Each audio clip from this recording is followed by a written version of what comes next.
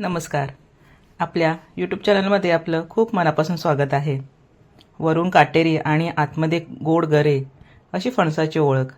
तर या फणसापासून वेफर्स बनवले जातात, फणस पोळी बनवली जाते, तसंच भाजीसुद्धा बनवली जाते. तर आज आपण याच फणसापासून खूप छान अशी फणसाची भाजी कशी बनवली जाते ते पाहणार आहोत. संपूर्ण व्हिडिओ नक्की शेवटपर्यंत पहा. तर असा कोवळा फणस आपण घ्यायचा आहे आणि त्याचे असे आपण तुकडे करून घेतले आहेत गोल, आणि त्यानंतर त्याच्यामध्ये आवश्यकतेनुसार आपण पाणी घालून घेणार आहोत. हे पाणी पूर्णपणे आपले जे फणसाचे काप केलेले आहेत ते बुडतील अशा प्रमाणात आपण घ्यायचे आहेत. त्यानंतर त्यामध्ये आपण मीठ टाकून घ्यायचं आहे 1 चमचा, आणि त्यानंतर आपण त्याच्यामध्ये थोडंसं तेल टाकायचं आहे. तेलाचा वापर यासाठी करायचा आहे कारण जे चीक असतं फणसाला तर ते आपल्या हाताला लागतं कापताना वगैरे, आणि ते शिजल्यानंतर जो चीक असतो तो पूर्णपणे साईडने गोळा होतो आणि व्यवस्थित असं आपल्याला फणसाचं जे आतला भाग आपण घेणार आहोत तो चीक विरहित आपल्याला मिळतो. तर मी इथे 8 ते 9 शिट्ट्या करून घेतल्या आहेत. तुम्ही तुमचा फणस कितपत कोवळा आहे त्यानुसार शिट्टी देऊ शकता किंवा तुम्ही टोपामध्ये सुद्धा उकडवू शकता. तर आता कुकर थंड होईपर्यंत आपण फणसाच्या भाजीमध्ये जो एक पदार्थ वापरणार आहोत ते म्हणजे कारळं, म्हणजे तिळकुटासाठी आपण जे काळे तीळ वापरतो ते मी इथे 3 ते 4 चमचे घेतलेले आहेत आणि ते चांगले आपल्याला भाजून घ्यायचे आहेत. जोपर्यंत ते तडतडत नाही तोपर्यंत त्यांना भाजायचं आहे आणि मिक्सरच्या मांड्यामध्ये त्याला बारीक करून घ्यायचं आहे. आणि अगदी आपल्याला त्याची बारीक पूड करून घ्यायची नाही आहे, तर हलकंसं त्याला दळदळीत असं आपण वाटून घ्यायचं आहे. बघा, असं त्याचं टेक्स्चर आलं पाहिजे. हे बघा, जाडसरच आहे वाटण. तर हे आपला एक खूप छान असा स्वाद येतो आपल्या फणसाच्या भाजीला. तर हे नक्की तुम्ही असं करून बघा. या पद्धतीने खूप छान भाजी तयार होते आणि टेस्टसुद्धा खूप छान येते भाजीला. आता कुकर थंड झाल्यानंतर आपण इथे तुम्ही बघू शकता हा चीक आहे तो पूर्णपणे बाजूने बघा असा चिकटला आहे कुकरला, आणि त्यामुळे काय होणार आहे, आपण जे आता फणसाचे जे तुकडे आपण करून घेतलेले आहेत ते व्यवस्थित आपल्याला इथे स्वच्छ करून आपण त्याचा जो गर आहे तो आपण काढून घेऊ शकतो, जो भाजीला लागणार आहे. तर हे बघा, इथे पाणी आपण काढून टाकलंय आणि पूर्ण थंड झाल्यानंतर अशा पद्धतीने आपण हे जो भाजीसाठी लागणारा भाग आहे तो काढून घ्यायचा आहे. जो काटेरी भाग आहे तो सहजरित्या असा निघतो, आणि जो पाव असते म्हणजे तिथे चीक असतं तो भाग सुद्धा आपल्याला काढून घ्यायचा आहे. तर अशा पद्धतीने आपण हे सगळा फणस व्यवस्थित स्वच्छ करून त्याचं जो भाजी योग्य भाग आहे तो आपण घ्यायचा आहे. फणस हे उष्णकटिबंधीय फळ आहे. कोकणामध्ये याचं खूप मोठ्या प्रमाणामध्ये शेतकरी हल्ली उत्पन्नसुद्धा घेत आहेत. तर अशा या फणसाचे भरपूर आपल्याला फायदे होतात खाल्ल्यामुळे. साधारण जानेवारी ते फेब्रुवारी महिन्यामध्ये जे फणस असतो तो आपल्याला भाजी योग्य असतो, म्हणजे तो जास्त त्याच्यामध्ये गरे बनलेले नसतात, त्यामुळे त्याची भाजी खूप छान लागते. फणसामध्ये व्हिटॅमिन ए, B6 आणि सी विटॅमिन्स असतात. फणस खाल्ल्याने तुमच्या रक्तातील साखर नियंत्रणात राहत असते. तसंच फणस उच्च रक्तदाब कमी करण्यास खूप उपयुक्त आहे. नियमित फणस खाल्ल्याने हृदयविकाराचा धोकासुद्धा कमी होतो. हे बघा, अशा पद्धतीने आपण सगळं फणस स्वच्छ करून घेतलेला आहे आणि जो खाण्यायोग्य भाग आहे तो आपण काढून घेतलेला आहे.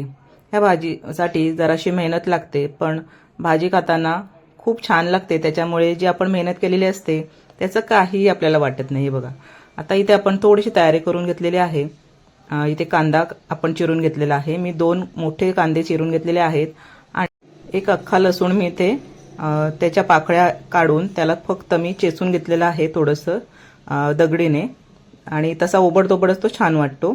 आता हा जो लसूण आहे जरा जास्त प्रमाणात वापरला तर भाजीची टेस्ट खूप येते, आणि थोडंसं तेल जास्त वापरलं तर भाजीसुद्धा खूप छान तयार होते. कारण ते फणसाचा जो गर आपण काढलेला असतो ते तेल खूप ऑब्झर्व करतं आणि आपली भाजी सुकी सुकी एकदम होते. त्यामुळे थोडीशी तेलाचा वापर जास्त केला तर हरकत नाही. तरी ते थोडंसं आपलं लसूण परतून झालेलं आहे. याच्यामध्ये आपण कांदासुद्धा आता टाकून घेतलेला आहे. तर हे पूर्ण आपण आता गोल्डन कलर येईपर्यंत कांद्याला भाजून घ्यायचं आहे. अगदी नेमक्या पदार्थांमध्ये भाजी तयार होत असते बघा ही. कांदा गोल्डन कलरचा होईपर्यंत मी काय करणार आहे इथे तुम्हाला एक मी पद्धत दाखवणार आहे भाजीची.